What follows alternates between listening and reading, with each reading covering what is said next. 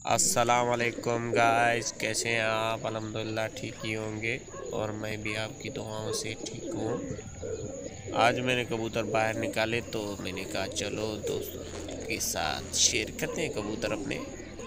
काफ़ी टाइम हो गया अपने यूट्यूब चैनल पे वीडियो भी नहीं छोड़ रहा हूँ मैं, तो मैंने कहा कि आज वीडियो छोड़ के देखते हैं, दोस्तों को साथ शेयर करते हैं और ये अपने जो है ना पंछी भी दिखाते हैं उनको।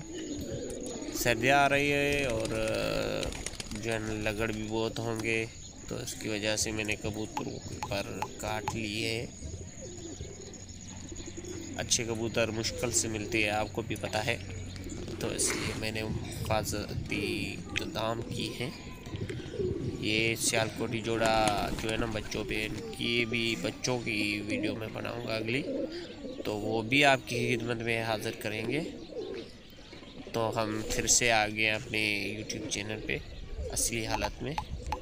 तो ये कबूतर बहुत अच्छे और प्यारे लग रहे हैं। और गाइस, ये वीडियो आपको कैसी लगी? अगर अच्छी लगी हो तो लाइक करें, कमेंट करें। अगर आपने हमारा चैनल सब्सक्राइब नहीं किया तो सब्सक्राइब कर लें। शुक्रिया।